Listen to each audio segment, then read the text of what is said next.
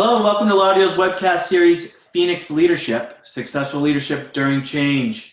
I'm CJ Floros, COO at Laudio, and leading the conversation with me today is Dr. Val Gokenbach. And Val's a nurse and CNO for more than 40 years. She has a true passion for leadership, and she is currently the Vice President and Chief Nursing Officer at Baylor Scott & White All Saints Medical Center. Val, thanks for spending some time with us again. Thank you for having me. Of course. Over the past few months, the world's been dramatically changing around us, as we know, and nowhere more than healthcare. And I think the question that comes to mind is, how can leaders prepare for this? And what should they be thinking about doing now to instill confidence in their teams and to rebuild and develop trust? And in the first session, we were talking about Phoenix leadership in your style, and clearly having to check your ego, take a look and assess what currently is working and not working, and that which is not working, break down and start from scratch. And I think the key theme was change, change, change. So now that you've kind of understood what kind of leader you are and what you need to accomplish, let's walk through some of the communication and processes of instilling changes in people's behaviors and making sure that sticks. And what are some of the effective, ways of doing that you've found in your processes? I think the number one thing to remember here is that leaders are there to inspire people to change. They have to believe in you, they have to follow you, they have to trust you. Because that's the only way you're going to get people to really want to do what you need them to do or what you can help them do. So I think one of the most important things at that point, again, talking the fundamentals, is building effective interpersonal relationships with your staff. Because if you don't do that, and if they don't know who you are and they don't feel inspired by you, you're not going to change anything. And if you look statistically, you only need 20% of the people to be bought into a change in order to start moving that ball forward, where people always think from the Pareto law, it's 80 you need and 20, it's really actually the reverse. So you've got to really work to inspire those people. What I see people that, leaders that are very effective with this, is they're the people that are out there with their staff. They're out there, they're visible. Visibility is, I think, one of the critical things that people need to do to get their staff inspired. You need to be out there with them. You need to get to know who they are. You need to get to know what are their issues. I spend a lot of time with scrubs on and spending time in my units. I've always done that. And what I've learned by doing that is that you pick up what I call the rub, is what they always face. They always talk about this notion of a rub. I don't have the right equipment. I don't know this. This person doesn't do this. This one here, this has to be clean. This isn't clean. The delivery's here. And what happens over time, if those processes aren't good, then that becomes the rub, and it's just something they get used to. And it's something that people can always complain about. So getting a good interpersonal relationship, understanding what your staff is going through, and then getting them to be empowered to help make those changes. People always will be more engaged in change if they have something to say about their change. I think change scares people. It's just something that, we like to live the life we're living. We don't like any change. And I think what's going on with the crisis that we're in right now is one of the big things that frustrates everybody is we don't know when this is coming to an end. And we don't know what the world's going to look like. So the fear of that change is significant. But that fear of that change, you can bring those into tiny little changes that you need on the unit. And the impact can be just as great as people just don't want to change. So getting them empowered, getting them involved, getting out there, getting them to know you, and really trusting you so that they will listen to you and you can inspire them to move forward. I'd like to unpack a little bit the notion of, I think it's intriguing, the whole 20%, right? Because we've always heard the opposite, to your point. Mm-hmm. And the idea to empower and, I guess get buy-in and ownership to this change.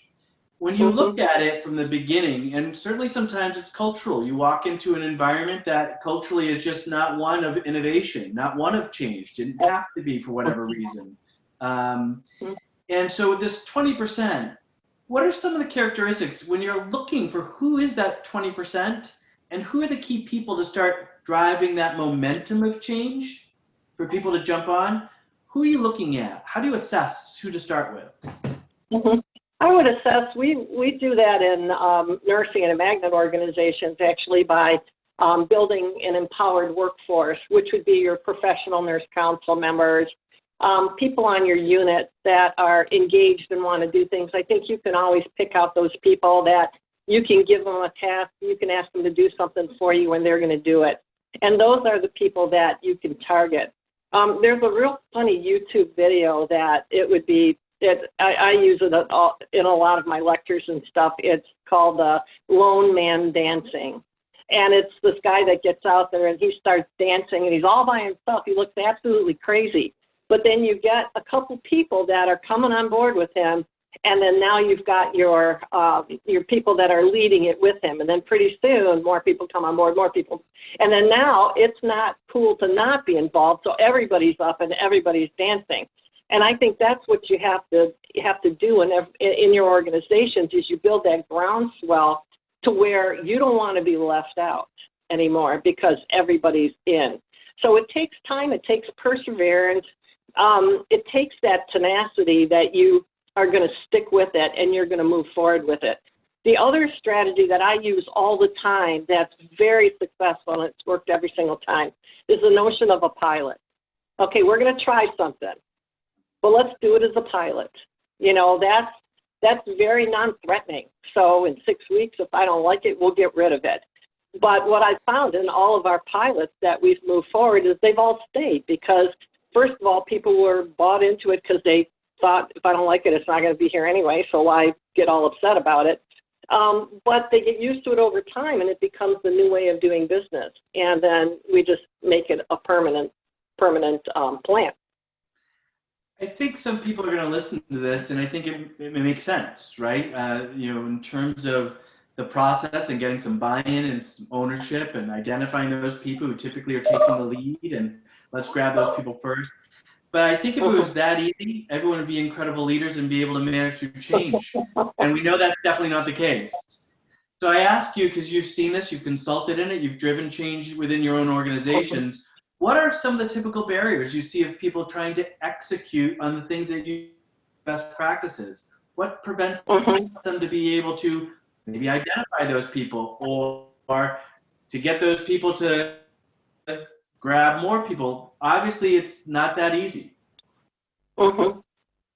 It's, I think the whole idea behind getting people engaged is that notion of perseverance. And I think you have to make a case for what's in it for them as well. So I'm building this whole process, and this is going to make your life easier because, we just went with a huge Epic install.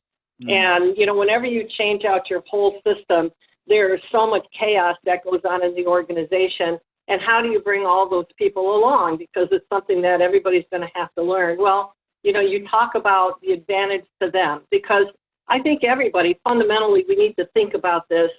We're all in it for ourselves. If you think about all of us, I'm working for a reason, you're working for a reason. The nurses are there, the staff is there, they need to make money, they need to do what they need to do.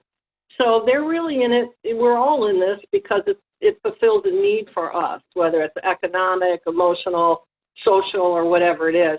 So we just have to tap into that. What is going to be the advantage for you? The whole thing behind Epic. They're going to have a great new platform. Things are going to be so much easier. The documentation. I've used different systems through the years. Epic, in my opinion, is the best.